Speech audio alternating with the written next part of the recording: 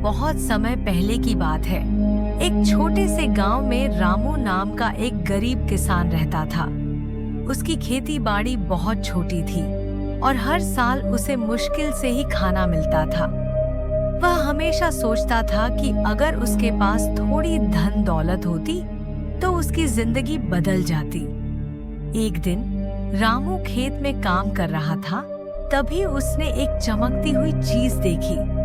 जैसे ही उसने उसे उठाया, उसे पता चला कि यह एक जादुई नल था। नल से पानी नहीं, बल्कि सोने और चांदी के सिक्के निकलते थे। रामू ने सोचा कि अब उसकी किस्मत बदल जाएगी।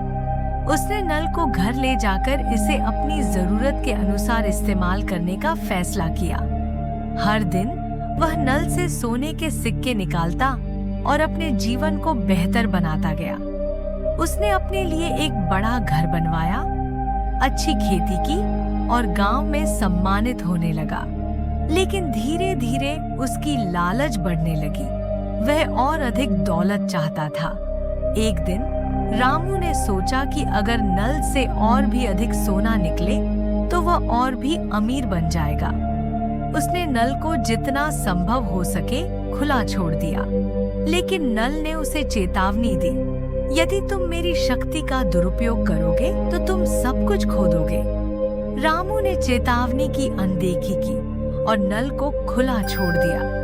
थोड़ी देर बाद नल से न केवल सोने के सिक्के बल्कि पानी की धार भी बहने लगी और फिर अचानक पानी की धार तेज हो गई और उसके पूरे गांव को डुबोने लगी। गांव के लोग डर गए और रामू से मदद मांगी, लेकिन वह खुद ही फंस गया था।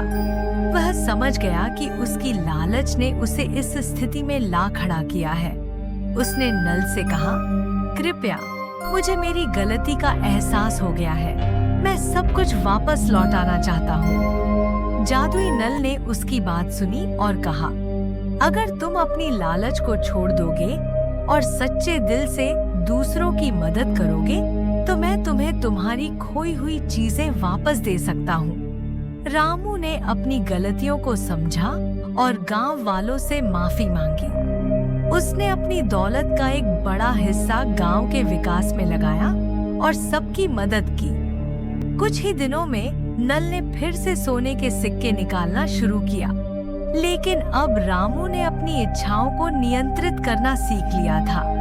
इस तरह रामू ने नल की शक्ति का सही इस्तेमाल किया और अपनी जिंदगी को सुधारने के साथ साथ अपने गांव को भी समृद्ध किया।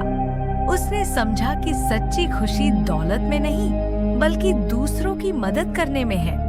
और इस तरह जादुई नल की कहानी हमें यह सिखाती है कि लालच से केवल नुकसान होता है और सच्ची खुशी साझा करने में है।